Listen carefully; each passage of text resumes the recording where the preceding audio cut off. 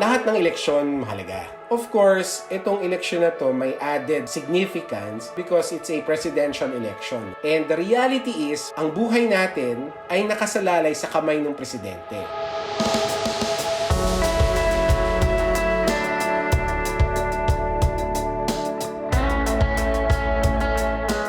I am Michael Henry Yosinko. I am a Senior Research Fellow of the Ateneo Policy Center at the Ateneo School of Government.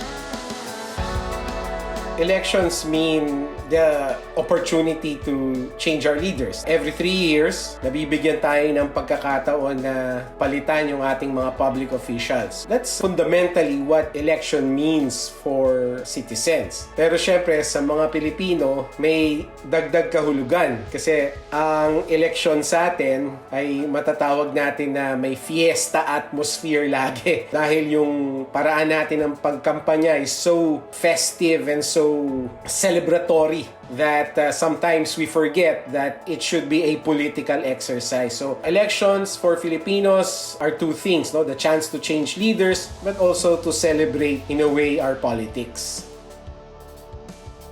Elections will vary in terms of the political system, in terms of the electoral system of countries. If the political party system is weak, then obviously we will be candidate-driven instead of party-driven type of elections. If it's a mature political party system, then the personalities take a back seat and political parties are dictating the political discourse. So, the Philippines definitely being a multi-party system and also a presidential system, we have a winner-take-all system as well. So our elections will always be rambunctious, to say the least, no? Kasi maraming mga kandidatong tumatakbo eh. But what really makes the Philippines stand out is really the domination of political dynasties. Our campaign is always characterized by family surnames, also characterized by competing families. So si Dynasty A, magkalaban sila ng Dynasty B, and sometimes that spills over to violence, no? Kaya meron tayong tinatawag na election-related violence. Kaya ang elections natin is not just celebratory na masaya tayong lagi kasi lumalakas yung ekonomiya natin during elections, but it's vitriolic sometimes. Magulo, in other words. Sa Tagalog pa, magulo, pero masaya, hindi ba? Dati kasi, noong mga 1950s and 1960s, hindi lahat ng mga Pilipino may TV. And even hindi lahat ng Pilipino may radyo. Hindi sila nakaka-interact with the politicians. So, yung mga rallies noon was very vital. Kasi yun lang yung pagkakataon ng botante, makahalubilo niya yung politician in such a direct and personal way. And it was important then because yun lang yung pagkakataon ng botante na marinig in person yung kandidato at marinig kung ano yung plano niya, ano yung plataforma niya, malaman kung sino siya, anong itsura niya, because wala silang access sa TV noon, wala silang access sa radyo noon. Pagpasok nung 90s and the 2000s, parang na-diminish ng value yung mga rallies eh. Kasi napasukan na ng entertainment value eh. Originally, rallies talaga were political assemblies. Mag-a-assemble yung mga tao, listen to a politician, explain his politics. Somehow, it has evolved into a celebratory event. Bago dumating yung politician, meron muna magkakanta, meron muna magsasayaw. Yung politician mismo, siya mismo kakanta, siya mismo magsasayaw. So, na-diminish yung aspeto na political assembly siya. Nahaluan na ng entertainment.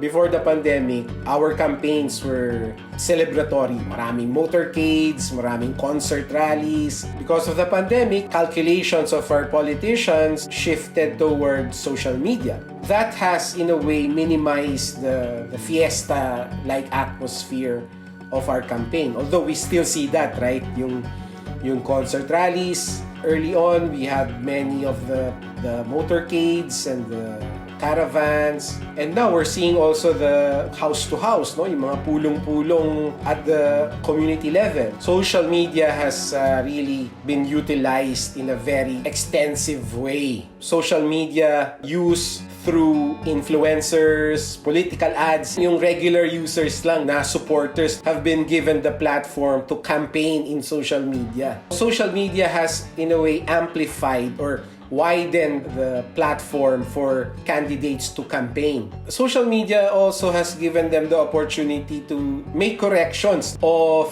misconceptions about them. Unfortunately, social media has also exposed them to negative campaigning, to black ops. It's a two-way street. The access is already there. The information is immediately available. No? What's happening, and I think this is widespread, the tendency is for social media users to draw partisan lines. Instead of a wide open lens, they use the partisan line as their lens and immediately make judgments and stereotypes and brands and labels.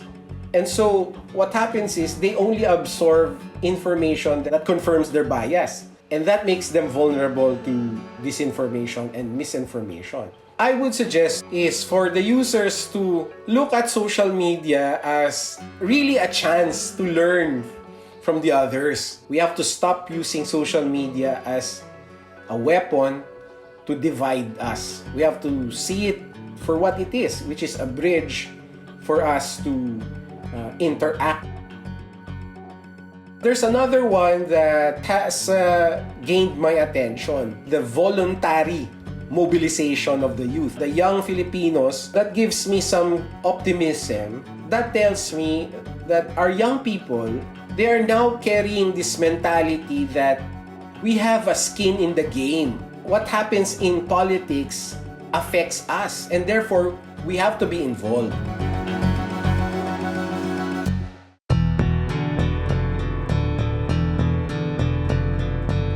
Our leadership diverse. So we don't have a prototypical leader, no? But definitely Filipinos are more attuned to strongman type leaders. What I mean by that is Filipinos look up to leaders who can deliver. Sometimes that comes in many forms. Usually if a leader is siga, malakas ang boses, malakas ang loob, ganyan. Filipinos tend to see that as decisive and active and strong. Obviously, it doesn't always work that way. We also have leaders who don't fit that strongman bill, right? We have leaders who are characterized as humble and simple, di ba? We don't have really a prototypical leader that we always elect. The thought process has always been who is running, what is his affiliation in terms of family and also in terms of political connections. Can this candidate leader, quote-unquote, would he be able or would she be able to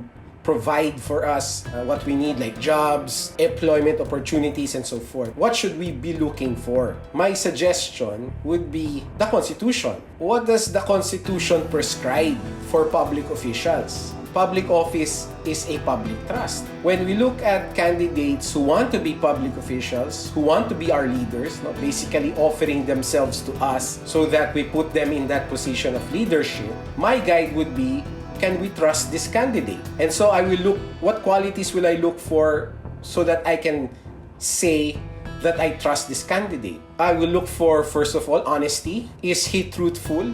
Because if he's not truthful, if he's not honest, both in big and small things, then how can I trust that candidate to be my leader? Of course, I will also look at competence, right? And when I say competence, I'm not just looking at educational background or professional background. I'm going to look at track record. What have you been doing? If you're a private individual, do you have a business? Is it successful? What is your profession? Are you successful in that profession? If you've been a public official before, at the local or in the bureaucracy, then what's your track record, diba? That's the thought process I would suggest for Filipinos when they evaluate candidates who are applying to be our political leaders.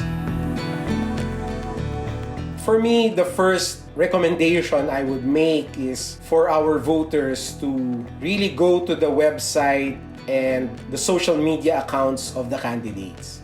investigate what are their platforms, what are their plans for us. The second recommendation I would make, form spheres of deliberation kung tawagin. Makipag-usap tayo, pag-usapan natin. Kasi kung mag-isa lang tayo na nagre-reflect, nagdi-discern, baka meron tayong ma-miss out eh. Makipag-usap tayo sa iba, sa kapwa natin, sa kapwa butante natin. Ang mangyayari niyan kasi is yung thought process natin ay mai-enhance. Pagdating sa election day, malaki yung kumpiyansa natin na kung ano man yung desisyon natin, kung sino man yung iboboto natin, napagnilayan na natin yon, napagsurian na natin yon. Kumbaga dumaan na siya sa masusing proseso. So, kumpiyansa tayo na kung sino yung iboboto natin, buong-buo yung loob natin na ito yung dapat kong iboto, ito ang kandidato ko, at susuportahan ko to, manalo man siya o hindi. I hope that the young electorate now, who are showing us that they want to be engaged, that mentality, that enthusiasm carries over after the elections. Kumbaga, kung gusto natin ng good governance, we have to work hard for it as citizens. Working hard means being involved in legislation, in policy making, in whatever capacity that we can. An image of a politician is a type of image that communicates responsibility and accountability. I am Tony Miranda, the founder of Radiance Image Consultancy, and I am also a member of Association of Image Consultants International. In general, I have been observing leaders, not just politicians, but also leaders from different companies, and I have observed their image of communicating authority, truthfulness, and credibility. Politicians are handling a bigger scope of responsibility. And what do I mean by that? You don't only handle a certain sector or industry, or we call it in branding, a certain segment or niche. We are handling people with different walks of life, different experiences, and different needs. So a leader who is a politician needs to communicate authority that is coming from an authentic brand. What do I mean authentic brand?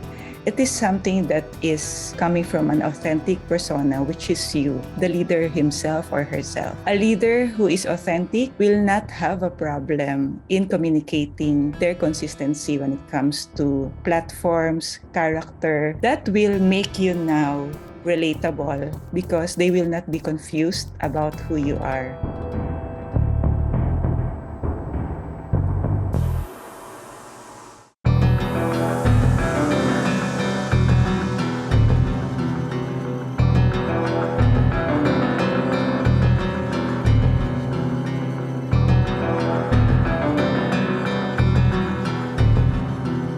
In branding, you can actually communicate different types of leadership that you want to communicate.